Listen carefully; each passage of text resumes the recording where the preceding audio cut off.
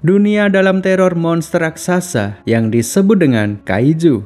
Makhluk misterius tersebut seringkali muncul dari bawah tanah hingga menyebabkan gempa. Untuk menghadapi ancaman itu, umat manusia membentuk pasukan elit yang dilatih khusus untuk menangani kaiju.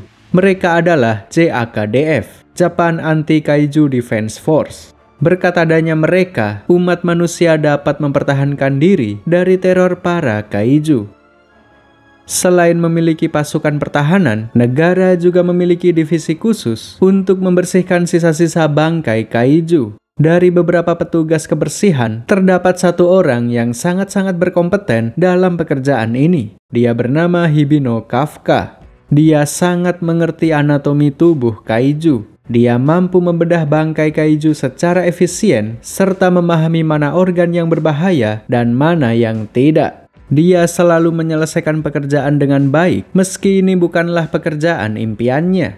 Kafka sebenarnya sangat ingin menjadi prajurit yang bertarung melawan kaiju. Namun, dia selalu saja gagal dalam tes ujian. Dulu saat dia kecil, desa tempat tinggalnya dihancurkan oleh kaiju. Sejak saat itulah, dia bersama teman perempuannya bernama Ashiro Mina membuat janji untuk bersama-sama menjadi prajurit. Dan sekarang, Mina sudah menjadi kapten divisi 3. Sementara Kafka menjadi petugas kebersihan.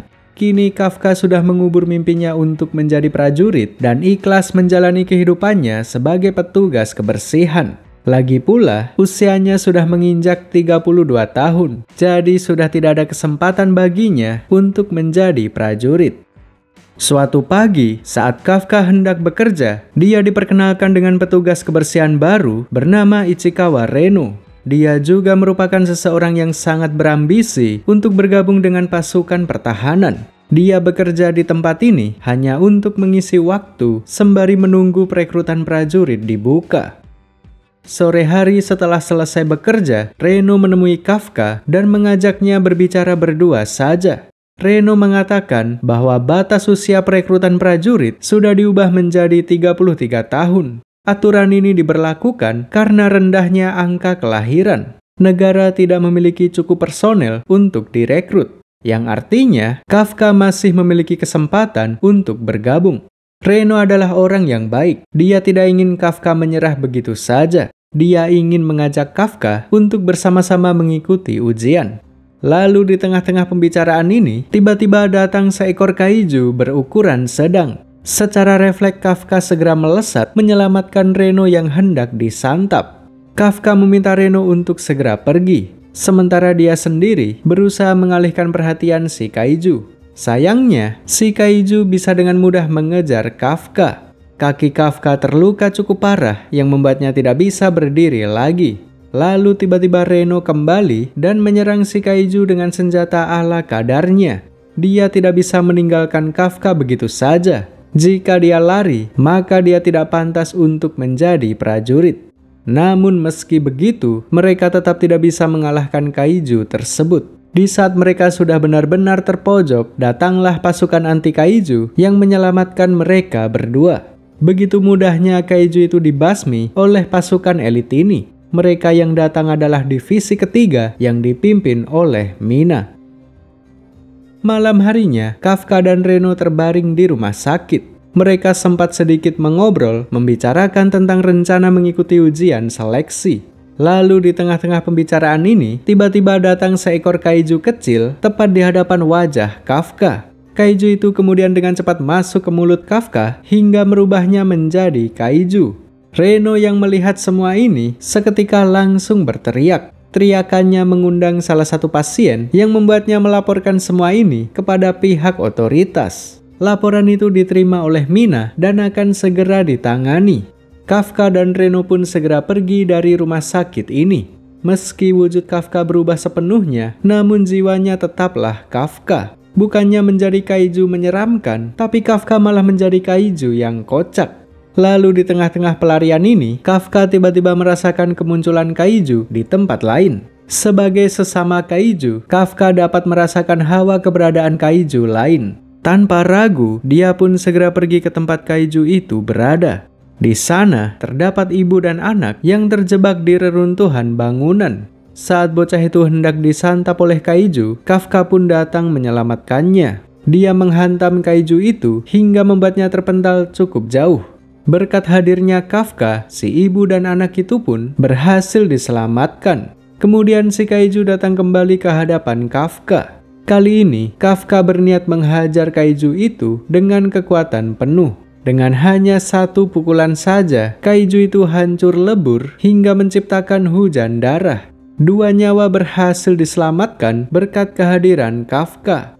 Setelah semuanya beres, barulah pasukan pertahanan tiba di tempat ini. Tentu mereka kebingungan dengan apa yang sebenarnya terjadi. 2 ekor Kaiju yang mereka buru sudah tidak ada. Yang satu hancur lebur, yang satunya lagi menghilang.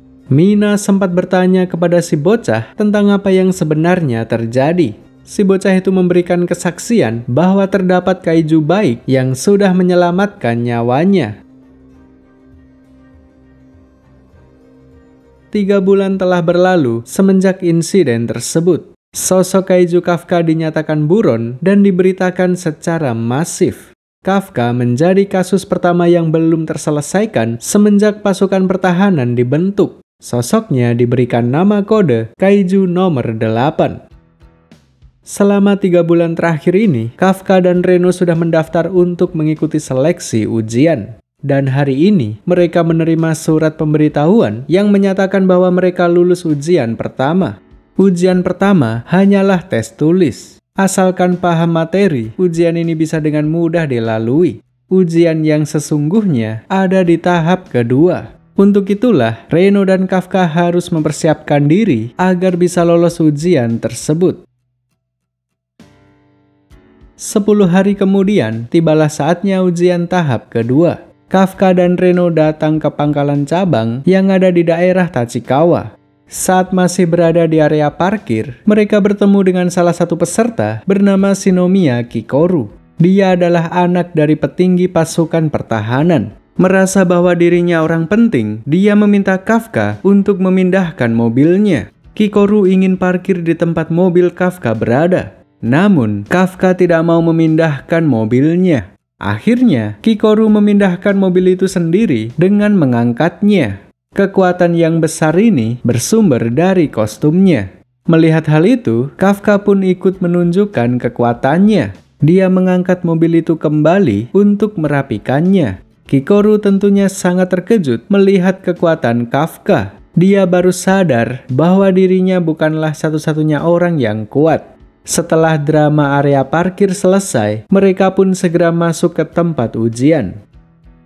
Ujian pertama adalah ujian fisik. Kafka harus merangkak di bawah kawat tajam, berlari, pull up, dan berbagai tes fisik lainnya. Kafka benar-benar hanya menggunakan kekuatannya sendiri. Dia sudah berusaha semampu yang dia bisa dan berakhir di peringkat 219 dari 225. Usia memang tidak bisa bohong. Staminanya benar-benar jauh di bawah peserta yang masih muda. Beberapa kandidat terkuat sudah terlihat dari tes ini. Ada Kaguragi Aoi, Izumo Haruichi, Furuhashi Iharu, dan Shinomiya Kikoru. Merekalah peserta yang menempati posisi teratas dalam ujian ini. Sementara Kafka terjerembab di peringkat 219. Namun meski begitu, dia masih belum gagal. Masih ada satu kesempatan di ujian yang kedua. Ujian kali ini jauh lebih sulit, yaitu membasmi Kaiju secara langsung. Sebelum diterjunkan ke arena, para peserta diminta untuk memakai perlengkapan terlebih dahulu.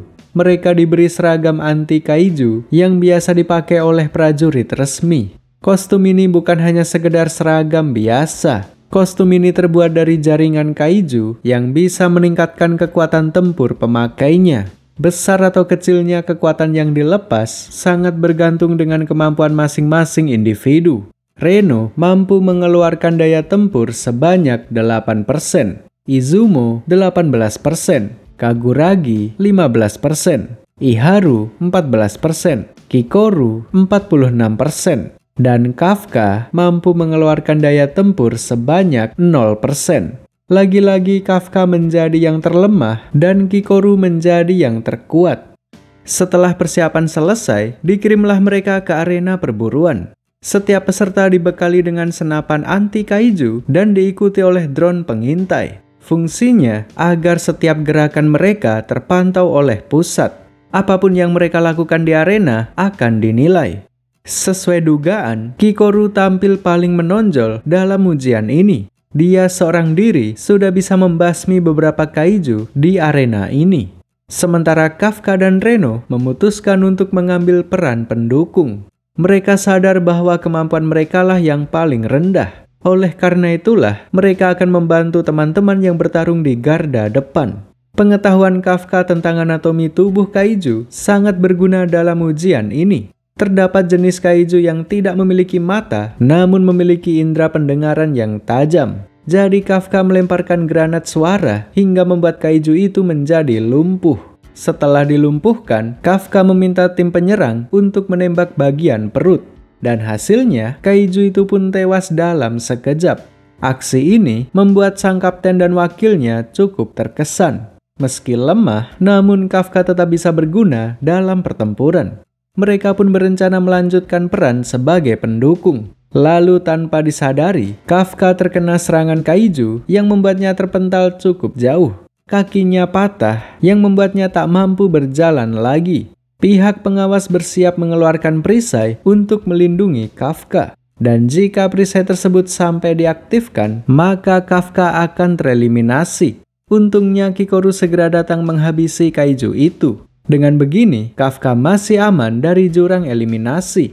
Namun kondisi kaki yang sudah patah tentu membuatnya kesulitan. Meski begitu, Kafka masih tidak mau menyerah. Dia meminta tolong Reno untuk menggendongnya lalu melanjutkan ujian ini. Mereka bekerja sama dan tetap meneruskan peran sebagai pendukung. Sementara Kikoru masih terus mendominasi ujian ini. Dengan mudahnya dia membasmi beberapa kaiju sendirian saja. Bahkan dia juga tidak gentar untuk melawan Honju. Kaiju dapat diklasifikasikan menjadi 3 golongan. Yang pertama Yoju, yang kedua Honju, dan yang ketiga Dai Kaiju. Yoju adalah jenis kaiju berukuran kecil dan memiliki kekuatan yang paling lemah. Sementara Honju berukuran besar dan memiliki daya hancur yang tinggi. Sedangkan Dai Kaiju adalah golongan spesial yang memiliki daya hancur tertinggi dari semuanya. Kikoru bisa dengan mudah mengalahkan Honju yang merupakan kelas menengah. Honju itu juga merupakan raja terakhir dalam ujian ini. Dengan tewasnya Honju tersebut, ujian ini pun dinyatakan selesai. Semua drone pengintai ditarik kembali ke markas. Pihak panitia juga sudah memiliki gambaran tentang seberapa kuat peserta kali ini. Di saat Kikoru hendak kembali ke markas, tiba-tiba muncul kaiju yang menyerangnya dari belakang. Kaiju ini berbentuk humanoid, berukuran sama seperti manusia, dan bisa berbicara. Selain memiliki daya hancur yang tinggi, kaiju ini juga memiliki kekuatan untuk membangkitkan kaiju yang sudah mati. Jadi dia datang ke tempat ini, lalu membangkitkan kaiju-kaiju yang sudah mati, lalu kemudian pergi begitu saja. Seketika situasi menjadi sangat kacau. Kikoru sempat terkena serangan berulang kali hingga membuatnya benar-benar tidak berdaya. Nyawanya benar-benar terancam kali ini. Lalu di saat-saat terakhir, Kafka datang menyelamatkannya. Dia tidak ragu berubah menjadi kaiju di hadapan Kikoru. Dalam situasi genting seperti ini, menjaga rahasia sudah bukan lagi prioritas utama. Saat ini yang terpenting adalah menyelamatkan teman-temannya. Lalu dengan hanya 1 pukulan, Kafka berhasil melenyapkan Honju yang sudah dibangkitkan tersebut. Pertarungan selesai begitu cepat sehingga tidak ada yang tahu apa yang sebenarnya terjadi. Kafka juga meminta tolong Kikoru untuk merahasiakan semua ini. Pada akhirnya, kekacauan ini pun berhasil diatasi berkat adanya Kafka. Sementara itu, kaiju humanoid yang sudah menyebabkan kekacauan saat ini sedang bersembunyi di toilet umum. Dia cukup terkejut mendengar berita bahwa tidak ada korban jiwa atas insiden yang dia ciptakan. Saat ini dia masih belum mengetahui keberadaan Kafka yang merupakan manusia berkekuatan kaiju. Kaiju misterius ini pun kembali menyamar sebagai manusia dan bergabung dengan petugas kebersihan. Beberapa hari telah berlalu semenjak insiden tersebut. Kafka dan Reno menerima surat keputusan yang berisi apakah mereka diterima atau tidak. Dan hasilnya, Reno diterima sebagai anggota inti, sedangkan Kafka diterima sebagai kadet. Pada saat rapat penentuan, sebenarnya Kafka dinyatakan tidak lolos. Namun, sang wakil kapten bernama Hoshina Soshiro mempertimbangkan kemampuan Kafka dalam menganalisa titik kelemahan Kaiju. Selain itu, Hoshina juga ingin menyelidiki Kafka dari jarak dekat. Saat Kafka berubah menjadi Kaiju, keberadaannya menghilang begitu saja. Hal ini membuat Hoshina sedikit mencurigainya. Oleh sebab itulah, dia memutuskan untuk menerima Kafka sebagai kadet. Kafka harus puas dengan jabatan tersebut karena kemampuannya terlalu rendah untuk menjadi anggota inti. Setelah upacara penerimaan selesai, Kikoru mengajak Kafka dan Reno untuk berdiskusi di sebuah tempat makan. Kikoru ingin menanyakan bagaimana bisa Kafka berubah menjadi Kaiju. Kafka pun menceritakan semuanya apa adanya. Seekor Kaiju tiba-tiba datang dan masuk ke mulutnya. Sudah, hanya begitu saja ceritanya. Inti dari pertemuan ini adalah Kikoru bersedia untuk ikut menjaga rahasia Kafka. Namun, jika Kafka mencelakai manusia, Kikoru tidak akan segan membunuhnya. Kehidupan Kafka sebagai seorang prajurit dimulai dari sini. Dia sekarang tinggal di asrama militer, meninggalkan apartemen sempitnya. Kegiatan sehari-harinya hanyalah latihan, dan latihan. Sampai pada suatu malam, tiba-tiba muncul Kaiju di wilayah pemukiman warga. Inilah saatnya bagi Kafka untuk menjalankan misi yang sesungguhnya. Kaiju yang muncul kali ini adalah jenis Honju. Dia berukuran sangat besar dan mampu mengeluarkan ratusan anak-anaknya yang merupakan Kaiju level Yoju. Sebagai anggota baru, tim Kafka ditugaskan untuk membasmi Kaiju yang kecil. Sementara Kaiju utamanya akan dihadapi oleh para senior. Performa para anggota baru benar-benar memukau semua orang. Dari mulai Kikoru, Reno, Iharu, Kaguragi, dan juga Izumo masing-masing menunjukkan performa yang luar biasa. Melihat performa rekan-rekannya, Kafka menjadi termotivasi. Dia juga ingin memberikan kontribusi dalam misi ini. Dia pun membedah bangkai Kaiju dan berhasil menemukan letak organ inti dari Kaiju tersebut. Dengan menyerang bagian itu, maka para Kaiju bisa dibasmi dengan mudah. Selain menemukan titik lemah, Kafka juga menemukan organ berkembang biak dari Kaiju itu. Organ itu harus dihancurkan agar para Kaiju berhenti beranak pinak. Apa yang dilakukan Kafka ini sangat diapresiasi oleh Hoshina. Meski menjadi yang terlemah, namun Kafka tetap berusaha berkontribusi dengan apa yang dia bisa. Sementara itu, penyerangan Kaiju inti juga sudah dimulai.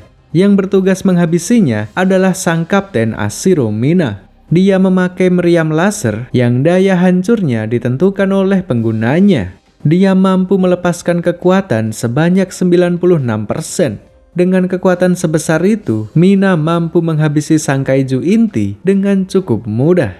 Namun pertempuran ini masih belum selesai. Setelah dihabisi, bangkai dari Kaiju itu masih mengeluarkan anak-anaknya. Para prajurit masih harus menghadapi ribuan Kaiju tersebut. Lalu di tengah-tengah pertempuran ini, Reno dan Iharu bertemu dengan Kaiju putih yang menyamar sebagai manusia. Makhluk misterius ini selalu ada di setiap insiden Kaiju. Dia murka dengan para prajurit yang telah berhasil menumbangkan si Honju raksasa. Dia pun segera berubah menjadi Kaiju dan mulai menyerang Reno dan Iharu. Reno sempat mencoba menghubungi rekan-rekan lainnya. Namun, Kaiju itu sudah memasang semacam penghalang yang memutus sinyal radio. Imbasnya, tidak ada bala bantuan yang datang. Reno dan Iharu benar-benar terkurung di tempat ini. Mau tidak mau, mereka harus menghadapi Kaiju humanoid tersebut. Kaiju itu memiliki tipe serangan jarak jauh yang tidak terlihat. Dia bisa menembakkan semacam peluru angin dengan daya hancur yang besar. Awalnya Reno dan Iharu cukup kesulitan dalam mengatasi serangan yang tidak terlihat tersebut. Namun lama-kelamaan mereka menjadi terbiasa dan mulai bisa menghindari serangan tersebut. Triknya adalah fokus mengamati tangan si kaiju, lalu memperkirakan waktu yang tepat untuk menghindar. Reno kemudian menyerang balik dengan mengerahkan seluruh kemampuannya. Namun, kaiju itu mampu menciptakan semacam perisai yang terbuat dari bangkai kaiju di daerah sekitar. Dia pun membalas serangan Reno dan berhasil menumbangkannya. Reno dan Miharu benar-benar tidak berdaya menghadapi kaiju itu. Lalu di saat-saat terakhir, Kafka akhirnya datang dengan wujud kaijunya. Tibalah saatnya pertarungan antar sesama kaiju humanoid. Kafka benar-benar murka dan mulai menyerang secara bertubi-tubi. Dia melancarkan pukulan cepat hingga mengoyak tubuh kaiju itu. Organ intinya terlihat dan tinggal dihancurkan saja. Lalu, di saat Kafka mendekat, tiba-tiba datang beberapa prajurit yang menodongkan senjata kepadanya. Hal ini membuat Kafka terdiam kebingungan. Dengan sosok seperti itu, tentunya dia dianggap sebagai musuh umat manusia. Si kaiju putih memanfaatkan jeda waktu ini untuk bangkit kembali. Tubuhnya beregenerasi dan dengan cepat pulih seperti sedia kala. Sadar bahwa dirinya lebih lemah dari Kafka, dia pun memutuskan untuk melarikan diri. Kini, Kafka menjadi satu-satunya kaiju humanoid yang ada di tempat ini. Untuk menghindari kesalahpahaman, dia pun juga memutuskan untuk melarikan diri. Dia berusaha mencari tempat yang sepi untuk kembali berubah menjadi manusia. Celakanya, dirinya sudah masuk ke dalam radar Hoshina. Tanpa pikir panjang, dia pun langsung menyerang Kafka. Hoshina adalah tipe petarung jarak dekat yang memakai pedang sebagai senjata utama. Dia sangat ahli dalam melawan kaiju berukuran kecil. Dengan kata lain, dia adalah musuh alami dari kaiju bertipe humanoid. Hoshina benar-benar berniat membunuh Kafka. Sementara Kafka hanya berusaha menghindar saja. Tentu dia tidak ingin melukai Hoshina yang merupakan rekan seperjuangannya. Hoshina terus menyerang secara bertubi-tubi. Kecepatannya bahkan bisa menyamai kecepatan kaiju. Tidak heran jika dia menjabat sebagai wakil kapten. Lalu di satu momen tertentu, Kafka melihat adanya celah dalam pertahanan Hoshina. Dia pun menggunakan kesempatan ini untuk menyerang balik, namun hanya ditargetkan pada senjata milik Hoshina. Dengan satu serangan tersebut, Kafka pun akhirnya berhasil melarikan diri. Pada akhirnya, pertempuran ini pun selesai. Tim anti kaiju berhasil menyelesaikan misi dengan baik. Namun, mereka tetap mewaspadai dua kaiju humanoid yang bisa muncul setiap saat. Si kaiju putih dijadikan target buruan dan diberi nama kode kaiju nomor 9. Semenjak identitas manusianya terbongkar, si nomor 9 memangsa orang lain untuk merubah penampilannya. Dengan kemampuan bergonta-ganti wajah, maka akan sangat sulit untuk memburunya. Kaiju 8 dan Kaiju 9 sudah menjadi prioritas utama untuk diburu. Beberapa hari kemudian, tim Divisi 3 mengadakan pesta untuk merayakan keberhasilan misi pertama. Pesta seperti ini juga berfungsi sebagai sarana diskusi agar mereka bisa mengevaluasi kesalahan dalam misi. Dalam pesta ini juga, Hoshina memutuskan untuk mengangkat Kafka sebagai anggota inti. Kini, dia sudah resmi menjadi prajurit sesuai dengan apa yang dicita-citakannya. Keesokan harinya, di malam yang sunyi, datang segerombolan kaiju bersayap yang dipimpin oleh satu kaiju humanoid berwarna merah. Mereka menyerang dengan meluncurkan puluhan meteor yang diarahkan ke pangkalan militer. Seluruh personel segera dikerahkan untuk mengatasi serangan ini. Lagi-lagi, pengetahuan Kafka tentang anatomi kaiju sangat berguna dalam pertempuran ini. Dia memberitahu semua orang bahwa kelemahan kaiju bersayap terletak di punggungnya. Semua orang pun bekerja sama memberantas puluhan kaiju itu. Seperti biasa, Kikoru tampil paling menonjol. Kali ini dia merubah gaya bertarungnya menjadi serangan jarak dekat. Dengan senjata kapak, dia mampu menumbangkan beberapa kaiju sendirian. Gaya bertarung seperti ini ternyata lebih cocok untuknya dibandingkan dengan memakai senapan. Sementara si kaiju merah, pemimpin dari serangan ini, dengan santainya berjalan mendatangi Hoshina. Dia memang sengaja mencari orang terkuat untuk dijadikan lawannya. Tibalah saatnya pertarungan antara Hoshina melawan kaiju merah. Hoshina melepas 92% kekuatan dan mampu mendominasi pertarungan. Si kaiju merah berulang kali terkena tebasan yang membuat organ intinya terbuka. Kemudian, Hoshina melancarkan serangan terakhir yang difokuskan pada organ inti tersebut. Namun sayangnya, tebasan itu masih belum bisa mengalahkannya. Si kaiju merah membesarkan tubuhnya dan berhasil melindungi organ intinya. Kini kaiju merah berubah menjadi kaiju raksasa. Dengan ukuran sebesar itu, akan sulit menghadapinya dengan menggunakan pedang. Inilah kelemahan dari Hoshina. Dia memang sangat ahli dalam menghadapi kaiju berukuran kecil. Akan tetapi, dia akan kesulitan dalam menghadapi kaiju raksasa. Celakanya lagi, pelepasan kekuatannya juga sudah melampaui batas. Namun, dengan kondisi yang tidak menguntungkan seperti ini, Hoshina tetap ingin bertarung. Serangannya kurang efektif dan dia pun tertangkap oleh si kaiju.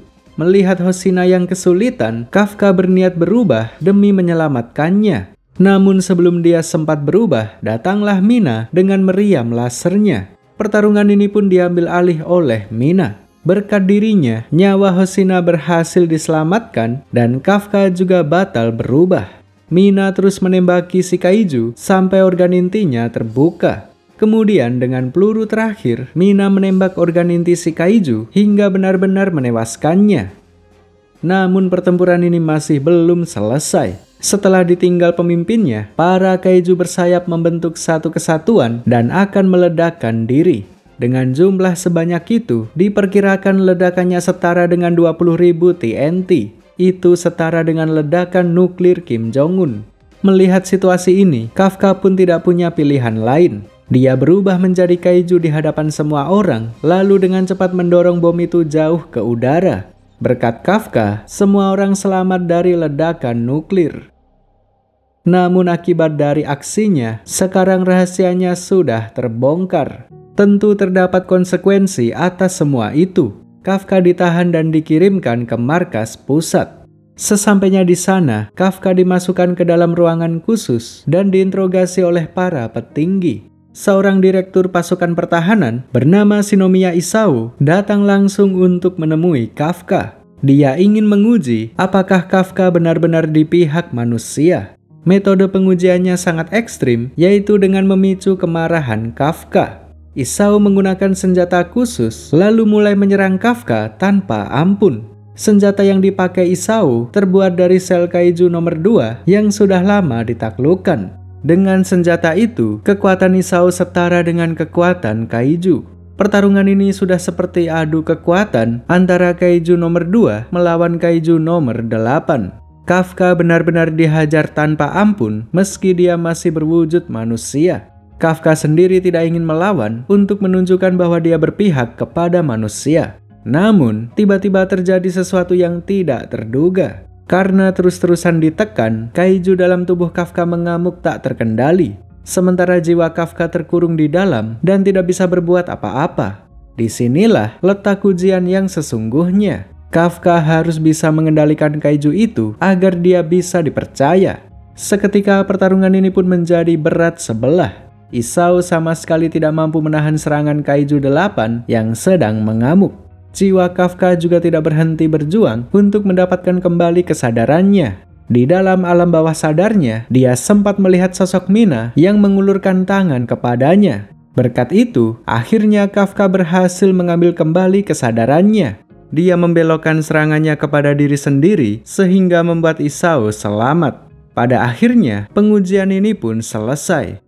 Sebagai direktur utama, Isao memutuskan untuk menerima Kafka kembali. Kafka dinilai memihak kepada manusia. Dan dengan kekuatan sebesar itu, dia bisa menjadi aset yang berharga bagi pasukan pertahanan. Sementara itu, Kaiju 9 sedang berusaha mempelajari kecerdasan manusia. Dia juga menyusun rencana untuk pertempuran selanjutnya. Tujuannya hanya satu, yaitu merebut kembali kekuatan Kaiju yang sudah jatuh ke tangan manusia.